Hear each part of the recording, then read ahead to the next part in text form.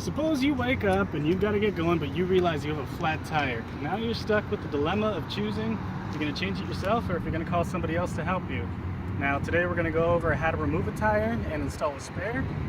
And the reason this is important is because many of us drive to school or to work, and you may run into a flat tire through a screw or a nail. Now today we're going to be covering 3 different topics: how to remove, what to look for after it's removed, and how to reinstall. Now moving on, we're going to need your basic tools.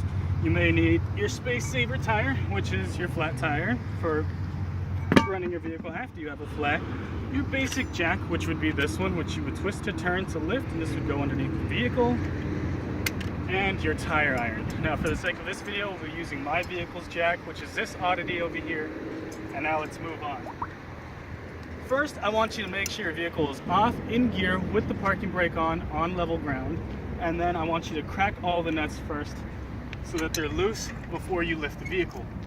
Now for the purpose of this video, I've already done that, and now we'll raise. So, your vehicle's lifting point will be about here underneath the pinch rail, usually designated by arrows. This is a good place marker from the side to show you just about where it'll go. Now you want to lift your vehicle until your wheel freely spins. That way you'll be able to remove your tire. They should be about high enough. Now let's remove those pesky nuts.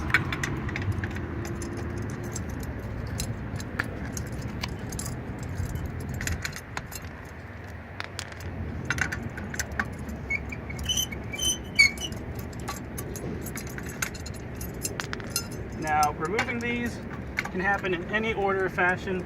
Doesn't really make too big of a difference. And after you have all your nuts off, you just pull and release. Now, as we have the tire off, I want you to look at the tire tread in a horizontal manner. If your puncture is along this, and you do not see steel braids, typically your tire can be repaired at a used tire shop. However, if it is along the sidewall, if you have a puncture here, your tire is done for. Either way, you've got a flat, you're going to need to put your space saver on. However, for the sake of this video, I'm just going to reinstall mine since I have no issues. Now upon reinstallation, first thing you want to do is you want to get your tire onto your hub or your studs, typically using your feet. Now this is often the most cumbersome manner, as you have to find your vehicle's holes and start them with your bolts. Usually you want to do these as tightly as you can with your hand. First you want to install 1 to 2 just to get a placeholder to make everything else easier.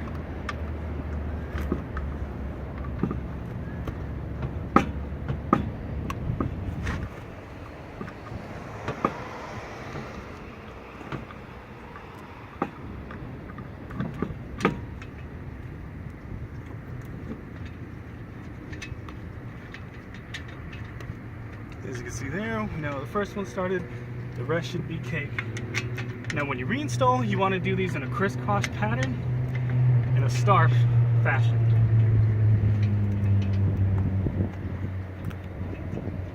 Well, now that we have 2 started, we can begin to tighten to make the rest easier.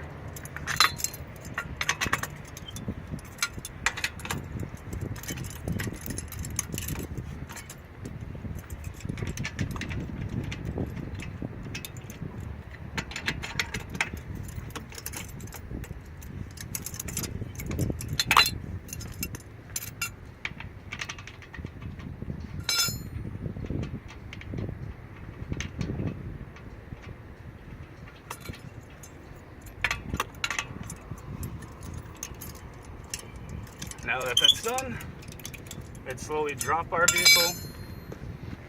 Do this ever so slightly as to prevent any rolling, because you do not want it falling. And once you've made contact with the ground, the final bit will be finishing our installation, which again is in a crisscross pattern. And here, you would do these as tightly as possible, in a crisscross manner.